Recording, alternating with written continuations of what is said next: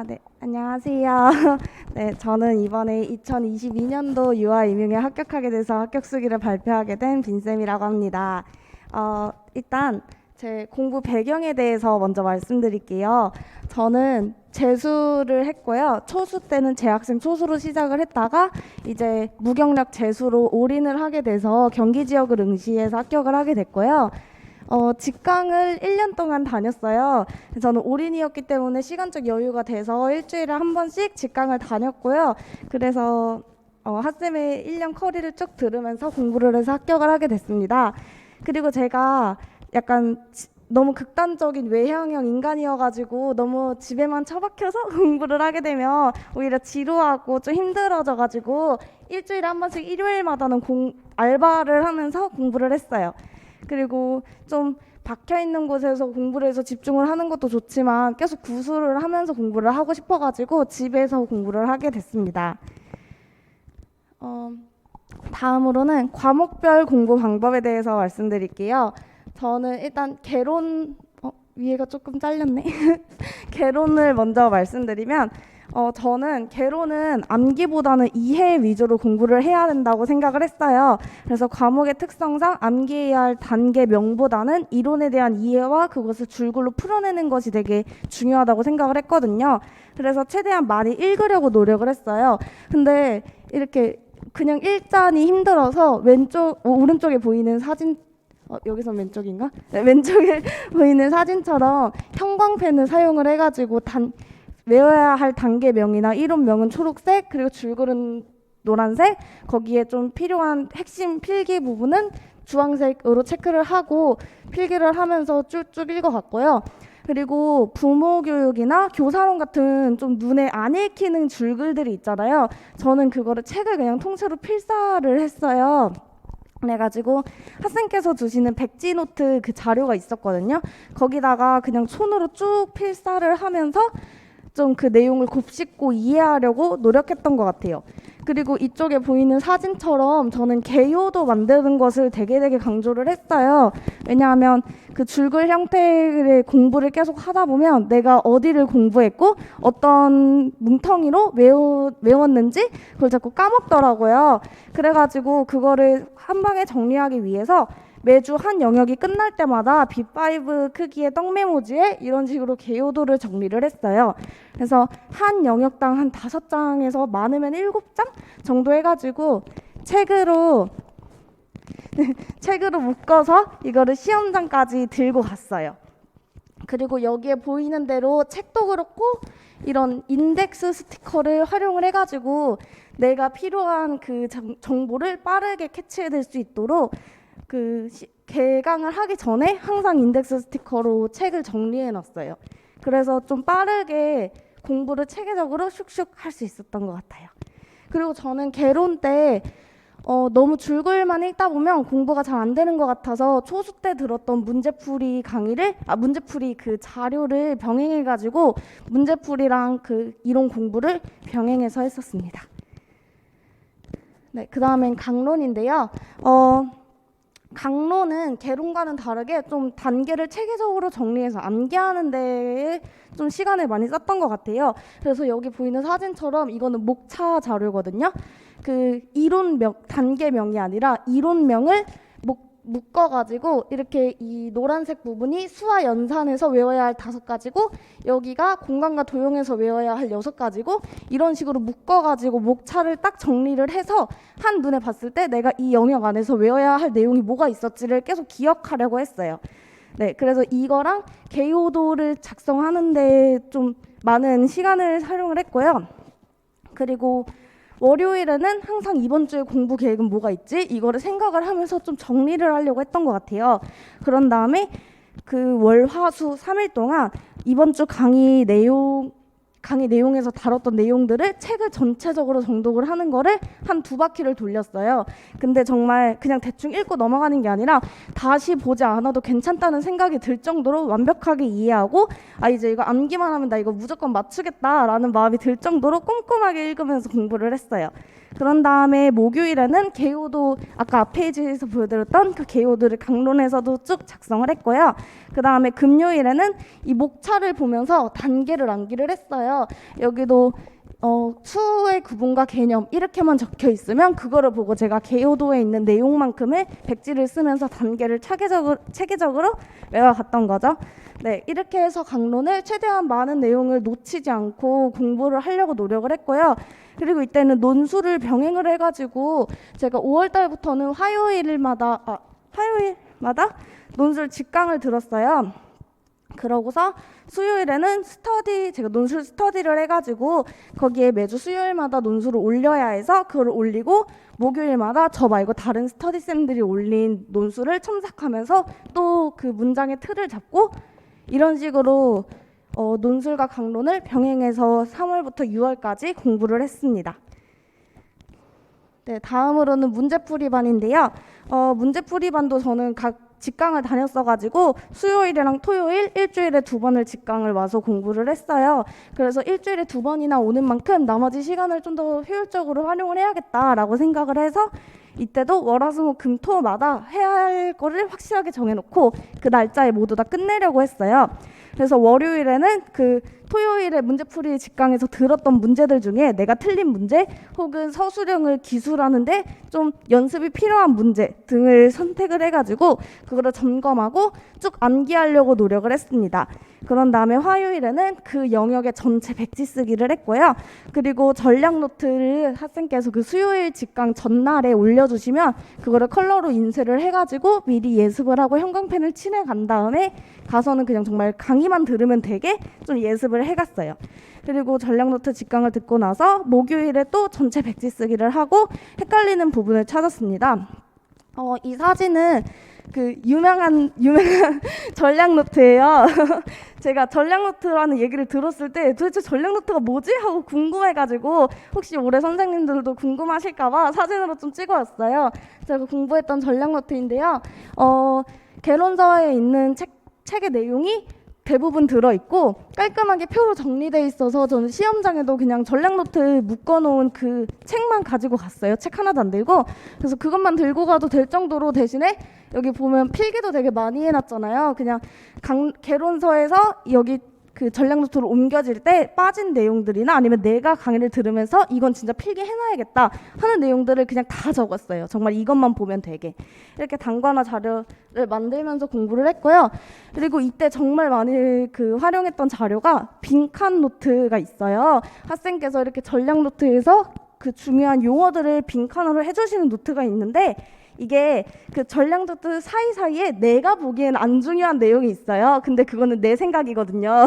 시험장에서는 분명 중요할 수 있는데 공부를 하다 보면 이거 잘 안 나오겠다면서 혼자 출제위원이 될 때가 있어요. 이렇게 놓치는 내용들이 그 빈칸 노트 사이사이에 그 꼼꼼하게 뚫려 있어가지고 그거를 그냥 막 나 혼자 정독을 하는 것보다 학생께서 뚫어주신 부분을 내가 이거 안 보고 있었네 하면서 찾아내면서 공부를 하다 보니까 좀 꼼꼼하게 공부를 할 수 있었던 것 같아요. 핵심 키워드도 잡고. 네, 그래서 저는 한 영역당 문제풀이 기간 동안만 한 2바퀴 정도는 빈칸 노트를 돌렸는데 네, 그래서 좀 더 서술형 공부하는데 좀 큰 도움이 됐던 것 같아요. 네, 그리고 모의고사반입니다. 학생께서 그 다른 강사님들에 비해서 모의고사가 조금 개강이 느려가지고 좀 적었어요. 근데 제가 그 당시에는 그걸로 되게 조금 불안했거든요. 다른 강사들은 벌써 모의고사를 반이나 지나갔는데 우린 아직 개강도 안 하고 나 아직 문풀인데 괜찮을까? 이랬는데 그냥 믿고 가자 뭐 어쩌겠어 라는 생각으로 그냥 다른 강사님들의 모의고사를 병행하지 않고 그냥 학생 거 모의고사 4회만 풀고 시험장에 들어갔어요. 근데 그래도 충분하니까 너무 걱정하지 마시고 그냥 지금 올해 선택한 길이 이것이다 라고 생각을 하고 꿋꿋하게 하는 과정을 하시면 될 것 같아요. 네, 그리고 저는 모의고사반을 진행하는 동안 매일매일 개론 하나, 강론 하나를 실천하려고 노력을 했어요. 그래서 월요일에는 뭐 발달과 신체를 하고 화요일에는 사상과 의사소통을 하고 이런 식으로 개론 하나, 강론 하나를 꼭 하려고 했어요. 그리고 이때도 빈칸 노트를 꼭 했고요. 그래서 빈칸 노트는 정말 한 10바퀴는 돌린 것 같아요.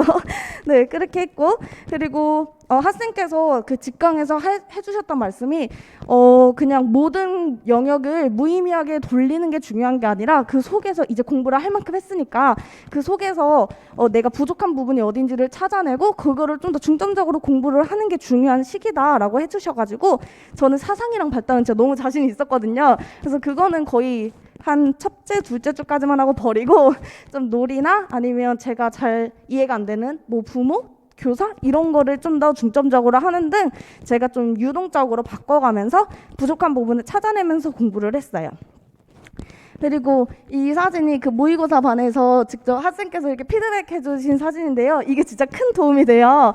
그래서 모의고사 직강을 잘 안 다니시는 분들도 모의고사 반만큼은 딱 4주밖에 안 되니까 직강 오시면서 좀 시험장에서 진짜 이렇게 되겠구나 그 시험 시간도 익히시고 그 학생께서 해주시는 피드백 보면서 좀 답안의 그 글의 형태를 잡아가시는 걸 추천드릴게요. 네, 그리고 이쪽 사진은 제가 쓴 오답노트예요. 저는 모의고사의 오답노트가 정말 중요하다고 생각을 해요. 왜냐면 그냥 그때 당시에는 이거 실수로 틀렸지 않은데 틀렸네 하고 넘겨도 그 문제를 어차피 또 틀려요. 이게 안 틀릴 것 같은데 계속 틀리거든요. 그래가지고 저는 그 틀린 이유와 그것을 막기 위해 더 어떻게 정확하게 공부를 해야 할지를 좀 중요하게 생각을 해가지고 오답노트를 매주 꼼꼼하게 적었어요. 네, 그리고 그 틀린 문제 이론들을 거기 답만이 아니라 그냥 그 문제를 통째로 정리를 하면서 다시 한번 공부를 해보고 그런 식으로 공부를 했어요. 그리고 완벽하게 틀린 문제가 아니라 좀 내가 풀다가 이거 뭐였지 하고 갸우뚱했던 문제들도 그냥 다 오답노트에 적어가면서 공부를 했습니다. 네, 그리고 이번엔 기출인데요. 저는 초수 때부터 기출 공부를 너무 강조하고 자료를 만들어놔서 사실 재수 때는 기출에 대해서 많이 신경을 쓰지는 않았고 그냥 학생께서 강의를 하실 때 나눠주셨던 그런 기출의 서술형 기술하는 방법 이런 거로만 중점적으로 공부를 했고요. 초수 때 이 자료를 만들어놨었어요. 그 기출 문제를 2014년까지 단면으로 인쇄를 한 다음에 그 기출에 나왔던 이론을 포스트잇으로 해서 그 단면인 부분에다가 붙여놨어요. 그래서 언제 보더라도 이 책만 보면 내가 기출에 있는 이론을 다 알 수 있겠다라는 생각이 들 정도로 공부를 했고요. 그래서 이런 식으로 검정색 펜으로 일단 다 문제를 풀어본 다음에 채점을 하면서 서술형 부분은 그 강사님의 서술형 예시 답안을 빨간색으로 적어놓고 그리고 그거를 내가 만약에 틀렸다 그러면 그 이론을 다시 찾아서 공부를 해서 포스트잇으로 붙여놓고 이런 식으로 되게 빵빵했거든요. 그 포스트잇을 너무 많이 붙여놔서 이런 식으로 계속 그 서술하고 그 이론을 찾고 그거를 또 책이랑 비교하고 이러면서 공부하면서 기출을 봤던 것 같아요. 그리고 저는 기출에서도 형광펜을 되게 많이 사용했거든요. 이게 시험장에 가실 때 형광펜을 가지고 들어가셔도 괜찮아요. 그래서 저는 재수 때랑 초수 때 둘 다 형광펜으로 칠해가면서 문제를 풀었거든요. 왜냐면 줄글이 너무 많으니까 내가 1번 답을 어디서 찾아놨는지를 잊어먹을 수가 있어요. 그래서 여기 보면 1번 문제에 가에 기억이 들어갈 말을 쓰세요를 노란색으로 색칠을 해놓고 기억이 있는 부분을 노란색으로 칠하면서 내가 이거를 놓치지 않게 칠하면서 문제를 풀었어요. 그래서 이렇게 초록색 A에서 활용할 방법 해가지고 A에서 활용한 방법이 뭐였는지 색칠을 해서 그거를 답을 풀 때 활용을 하고 이런 식으로. 근데 이거는 그 감독관님께 혹시 시험장에서 형광펜을 쓰는지 여쭤봐야 하니까 그냥 자기 기호에 맞게 활용하고 꼭 가서 감독관께 여쭤본 다음에 사용하시는 게 좋을 것 같아요. 네, 저는 이렇게 기출 공부를 했고요. 그 다음은 논술 공부인데요. 저는 논술 스터디를 진행을 했어요. 그래서 일주일에 한 회를 쓰고 총 2분의 선생님 거를 첨삭해드리는 방식으로 이 틀을 활용해서 논술을 공부를 했습니다. 네, 이거는 그냥 읽어보면 다 이해될 수 있을 정도로 되게 상세하게 적혀 있어서 그 동영상 보시는 분들은 잠시 일시정지한 다음에 한번 읽어보시고 넘기시면 바로 이해가 되실 것 같아요. 이거는 학생께서 주시는 그 논술 예시 답안인데요. 이것도 그냥 줄글로 보면 잘 안 보이잖아요. 그래서 저는 형광펜을 진짜 한 100개는 쓴 것 같아요. 형광펜이 있어야 공부가 좀 돼가지고, 그래서 형광펜으로 그 문제별로 묶어서 색칠을 해가지고 좀 키워드 개요도 정리해보고, 아 이런 식으로 쓰는 거였구나, 이게 답이었구나, 아 그러게 이게 말이 되네, 막 이런 식으로 찾아가면서 논술 공부를 했어요. 그리고 이거는 회의실이랑 안전인데요. 저는 해설서는 그냥 많이 읽는 게 답인 것 같아요. 그냥 누가 뭐 몇 번을 설명을 해주더라도 자기가 읽어보고 이해하지 않으면 절대 알 수가 없거든요. 너무 다 당연한 말 같고 이러니까. 그래서 최대한 해설서를 꼼꼼하게 읽어보고 고시문을 외우다 보면 그 고시문의 그 말이 그냥 대충 만들어 놓은 말이 아니라는 걸 느끼게 돼요. 아 이게 정말 이런 의미였구나. 이 의미를 스스로 찾아가면서 정말 내가 누리과정을 만드는 사람이 됐다고 생각을 하고 계속 그거를 그 속 의미를 이해하려고 노력하면서 읽다 보면 그냥 누리 과정을 자연스럽게 자기 자신이 습득하게 되는 그렇게 되는 것 같아요. 그래서 해설서를 그냥 대충 아 이거 오늘도 읽어야지라는 마음으로 막 술술 읽는 게 아니라 누리 과정을 만드는 사람이다. 난 누리 과정 전문가다라는 마음으로 읽으시면 좋을 것 같고요. 그리고 이거는 저는 매일 아침에 일어나자마자 공부를 시작하기 전에 이거를 매일 시작을 했어요. 그래가지고 월요일에는 고시물 성격 인간상 신체운동 감각을 쓰고 7대 안전이랑 아동복지법 시행령 제28조의 내용, 방법, 실시 주기, 시간까지 그냥 전부 다 통째로 암기를 했어요. 이거를 매일 아침마다 반복을 해서 지금도 툭 치면 툭 대응 나올 정도로 그냥 몸에 습득이 된 것 같아요. 그래서 이거는 그냥 아침에 한 10분이면 다 쓰거든요. 외워 놓으면. 그래서 그냥 매일매일 10분씩 적으면서 공부를 했던 것 같아요. 네, 그리고 이거는 제가 해설서를 그냥 막 읽기에는 좀 힘들어서 그 제가 만든 해설서 자료거든요. 그냥 이런 식으로 자기 방식대로 아 이런 의미 때문에 만들어 놓은 거구나를 찾으면서 그 필기를 하시면 네 좋을 것 같아요.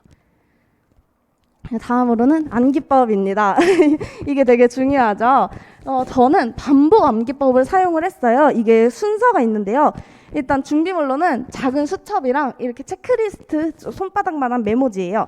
그래서 저는 첫 번째로 새롭게 공부를 했거나 아니면 그날 이제 알게 돼서 암기할 이론을 수첩에다가 일단 적었어요. 그래서 예를 들어서 뭐 사회적 교육 접근 방법에는 변화 흐름에는 이렇게 7가지 흐름이 있었다라고 그걸 외우면 이제 체크리스트에다 그렇게 적었어요. 학자, 이론명, 단계, 슈 이런 식으로 적어놓고 이렇게 하루에 한 10개 정도씩 적었던 것 같아요. 그러면 그 다음날 아침에 그 체크리스트를 보고 아 내가 어제 이걸 공부했지? 한번 인출해볼까? 이렇게 해서 뭐 사회교육 접근 방법이 7가지였네. 뭐 사회생활, 지적환경, 뭐 공휴일 이런 식으로 인출이 잘 되면 체크를 하고 만약에 안 되면 그날은 넘기고 그 다음날 아침에 또 꺼내서 외워보면서 그때 되면 체크를 한 거예요.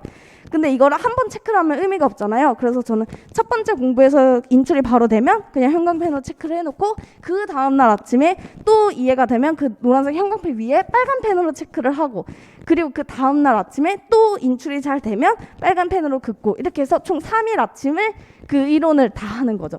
그래서 첫째 날에는 10개 하고 둘째 날에는 또 누적이니까 20개 하고 셋째 날에는 30개 하고 넷째 날에는 그 첫 번째 했던 그 10개는 이미 끝났으니까 또 30개 하고 이렇게 해서 매일매일 누적적으로 반복 암기를 했어요. 이것도 아침에 루틴으로 그 해설서 한 다음에 매일매일 했던 것 같아요. 네, 그래서 바로 인출이 안 되면 절대 체크를 안 했고요. 다 체크가 되면 이 체크리스트가 꽉 차는 날이 오잖아요. 그럼 꽉 찼을 때 한 번 더 처음부터 끝까지 다 암기를 하고 있는지 확인을 하고 그리고 체크리스트가 다 모아지면 그걸 한 5개 모아놓고 그날은 백지 쓰기 날이다 라는 생각으로 또 5개의 체크리스트를 다 백지를 써보고 이런 식으로 저는 그냥 계속 반복하고 누적하고 이런 거를 좀 중요하게 여겼던 것 같아요.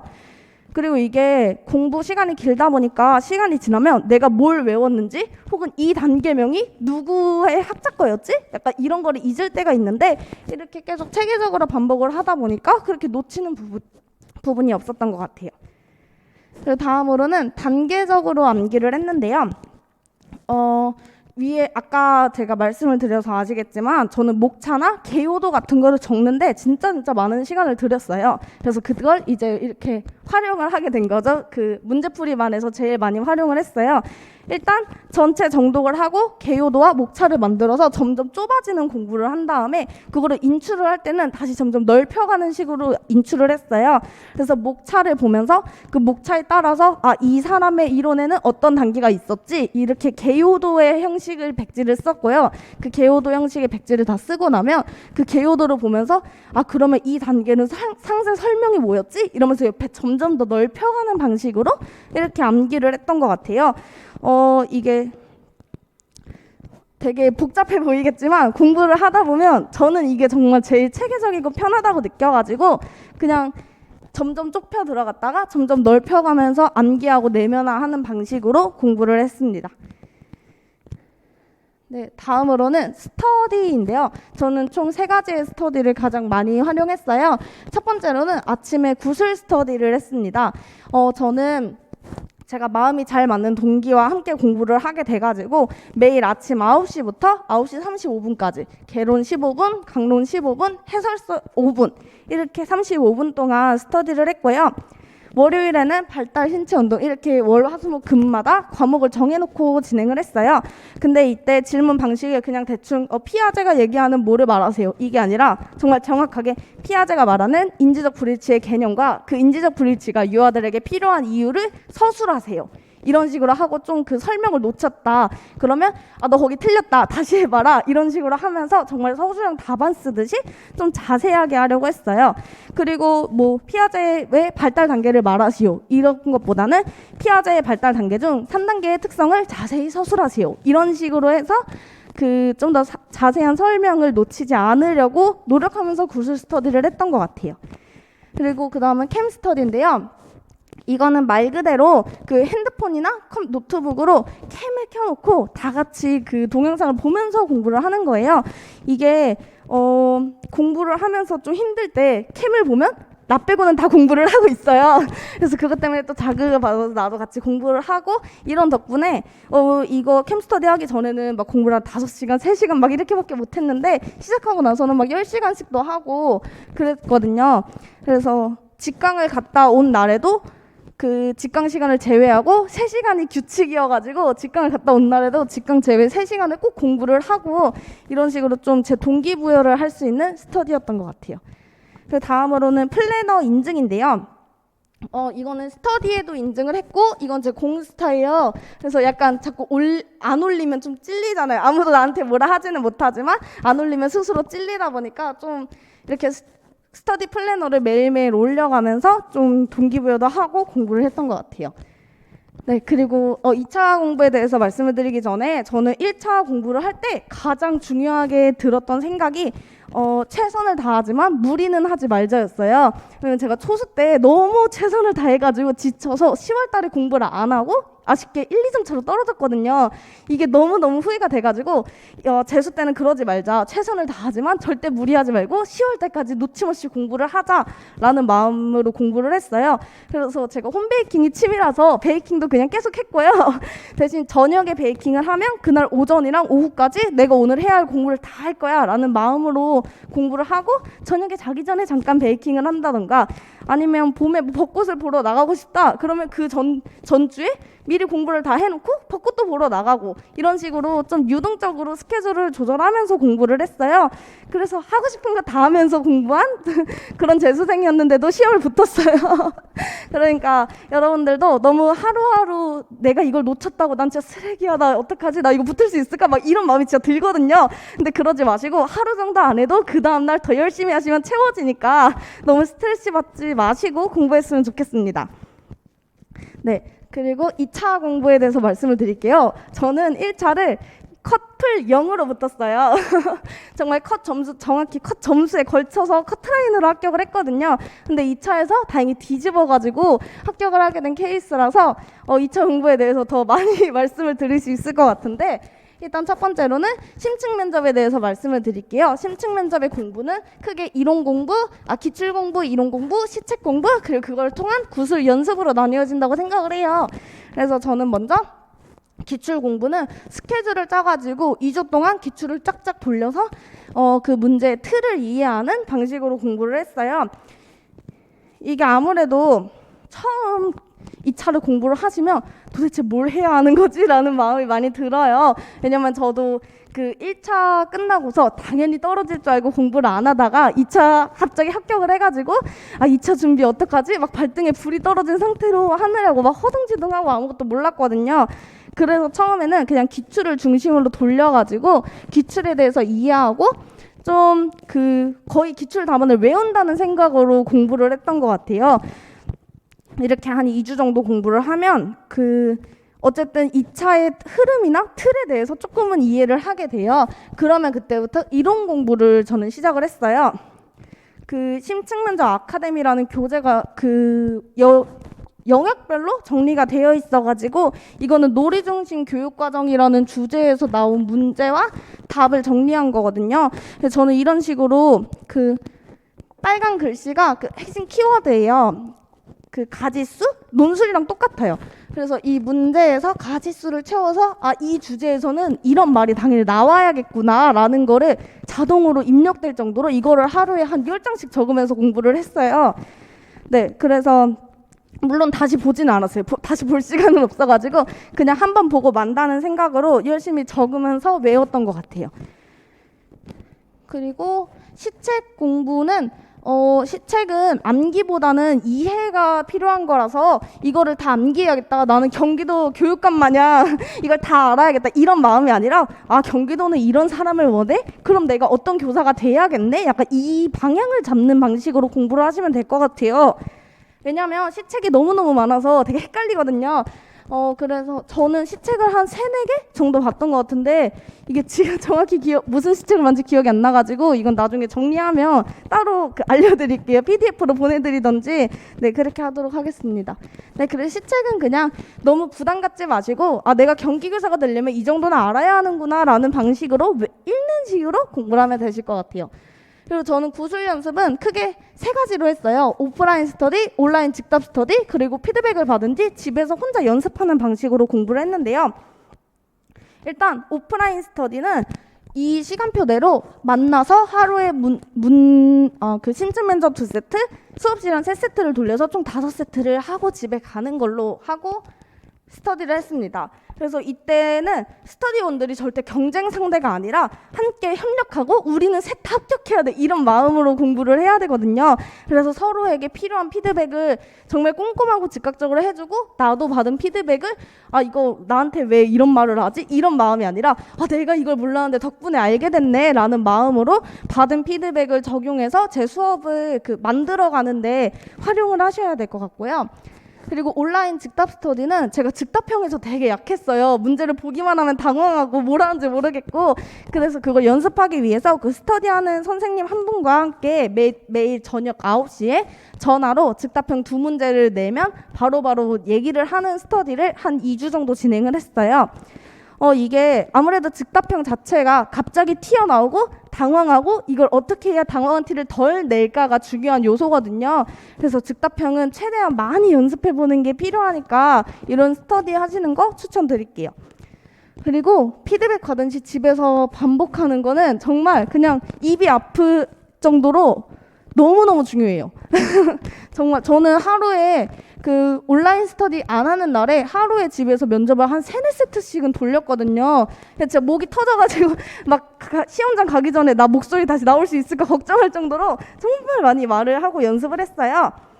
그래서 동영상을 스스로 카메라를 켜놓고 내가 하는 걸 보고 어디를 잘못했네 이런 걸 찾고 그리고 학생께서도 2번이나 피드백을 해주시거든요. 그때 피드백 받을 때도 내가 저런 거를 내가 저걸 또 틀렸네 막 이런 걸 찾아내고 그 피드백 방향에서 또 한 번 더 찍어보고 그걸 보면서 내가 이걸 이번엔 잘했다 아니면 이번에 이걸 또 놓쳤다 이거를 또 적어놓고 나중에 연습할 때 그 피드백을 또 반영해서 연습을 하고 이런 식으로 그냥 너무 많이 연습을 해가지고 그냥 많이 하시는 게 중요하다. 그래서 하루에 적어도 오프라인 스터디를 하건 말건 2세트씩은 해야 된다라는 거를 말씀드리고 싶고요. 심층 면접은 이 정도면 될 것 같고 그리고 저는 면접 틀을 만들었어요. 서론, 결론, 본론을 만들어서 그 서로는 예를 들어서 뭐 평가원에서 뭐 부모님과 관계를 맺는데 문제가 생긴다거나 이런 문제 많이 나오거든요. 그러면 교사는 다양한 사람 제가 면접하는 것처럼 말씀드리면 구상형 1번 문항에 대하여 답변 드리겠습니다. 교사는 다양한 사람과 관계를 맺는다는 직업의 특성상 다양한 갈등 상황을 겪을 수밖에 없습니다. 이에 제가 교사로서 이러한 상황에 대처할 수 있는 방안을 3가지로 말씀드리겠습니다. 이렇게 서론을 한 2줄 정도로 말씀드리고 첫째, 무엇입니다. 둘째, 무엇입니다. 하고 본론을 말씀드린 다음에 저는 결론을 되게 중요하다고 생각을 했어요. 특히 구상형 문제 같은 경우에는 결론을 만들 시간이 충분하거든요. 그래서 뭐 현장을 가서 내가 이걸 잘 적용해서 좋은 교사가 될 거다.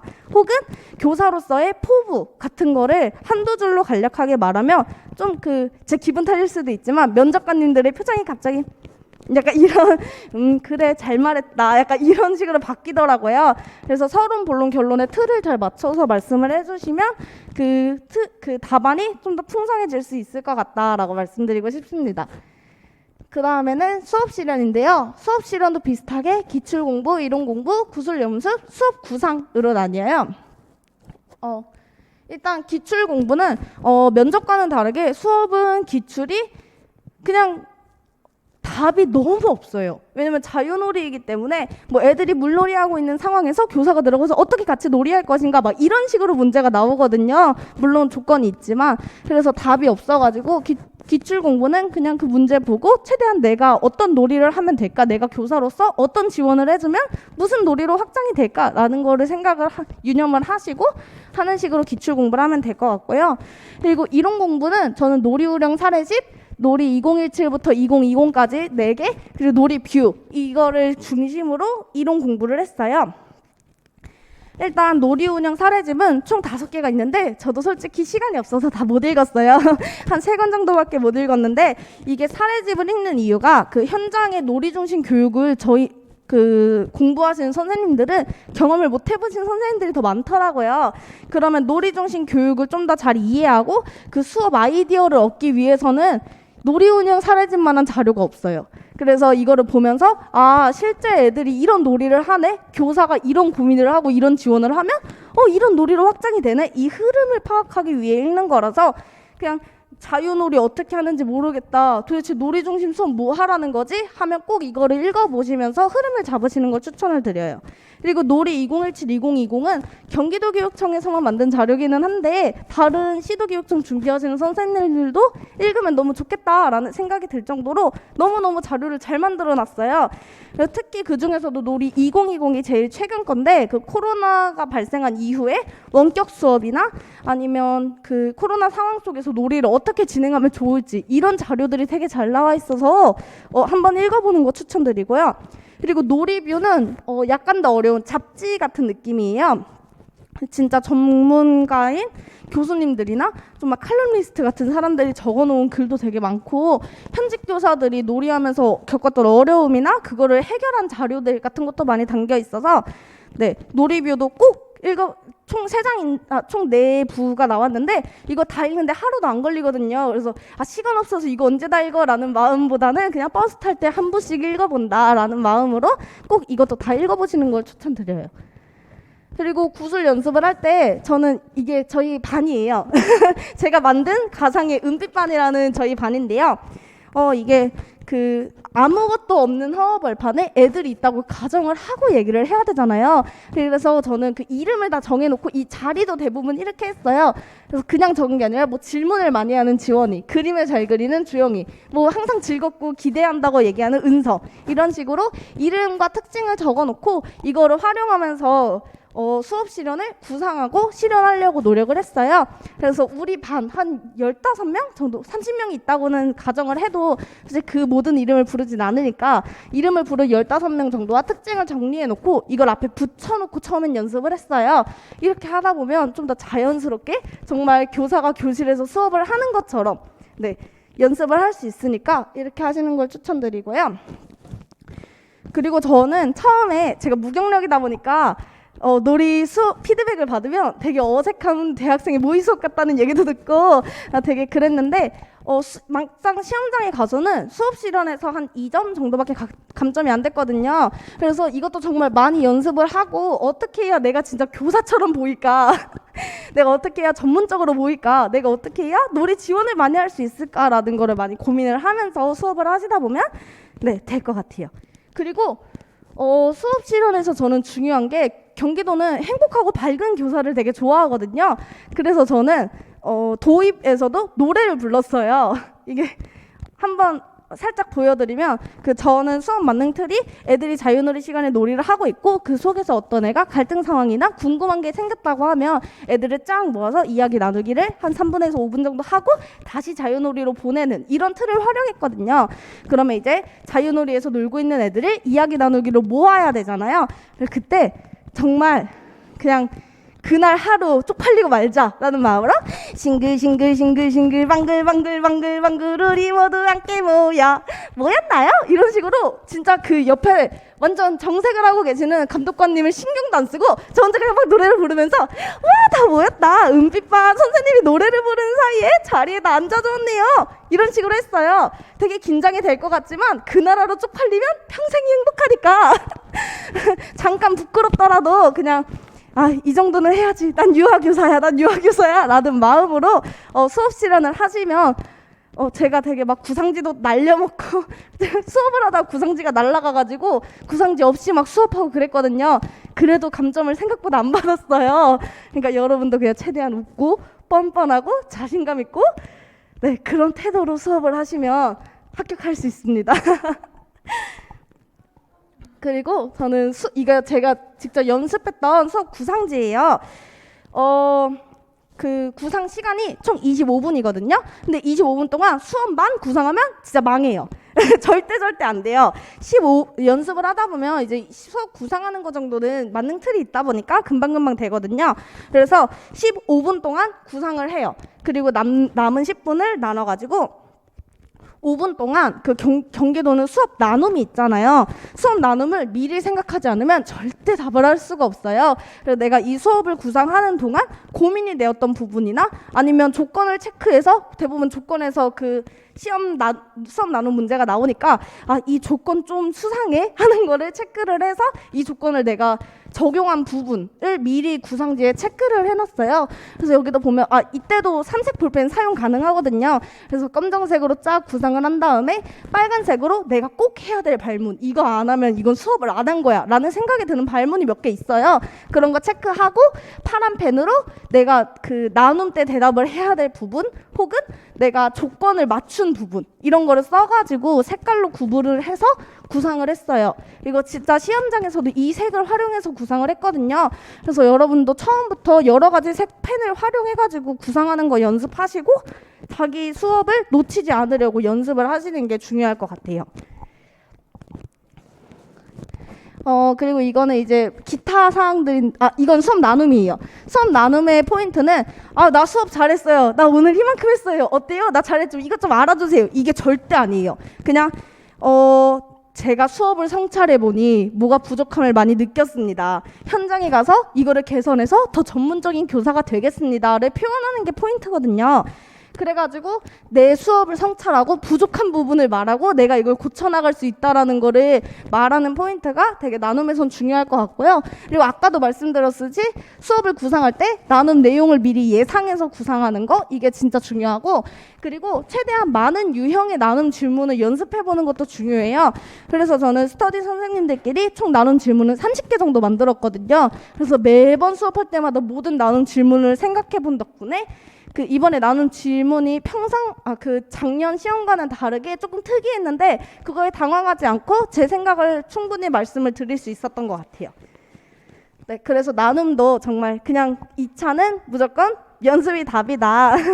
저는 1차 때는 집중력이 부족해가지고 공부를 8시간에서 10시간 하면 정말 많이 했다라는 생각으로 공부를 했어요. 근데 2차 때는 시간이 너무 부족하고 정말 연습을 하다 보니까 14시간, 15시간 정도는 그냥 앉아서 계속 공부를 하게 되더라고요. 그래서 그만큼 시간을 많이 투자하고 연습을 하면 분명 성장할 수 있으니까 최대한 많이 연습해 보시는 걸 추천드립니다. 그리고 마지막으로는 일단 복장은 제가 오늘 입고 온 이 옷이 2차 수업 실연 때 입었던 옷이에요. 면접 때는 남색의 그 정장핏 원피스 좀 더 긴 걸 입었고요. 2차 때는 좀 밝은 이미지를 주고 싶어서 밝은 옷을 사서 입었습니다. 근데 막상 시험장에 가보니까 그 수업 실연이랑 면접 때랑 똑같은 옷을 입고 계신 선생님들도 많았고, 그리고 그냥 면 원피스 입고 오시는 분들도 있었고, 슬랙스 바지 입고 오신 분들도 정말 많았어요. 그래서 사실 복장이 그렇게 큰 요소는 아니니까 너무 걱정하지는 않으셔도 될 것 같습니다. 그리고 스터디 장소인데요. 여기는 저희 스터디 쌤 분의 친척분이 학원을 하셔가지고 너무 운이 좋게도 학원을 빌렸어요. 약간 이런 강의실 같은 형태의 학원이었는데 진짜 너무 신의 한 수였어요. 저는 여기를 안 갔으면 떨어졌을 거예요.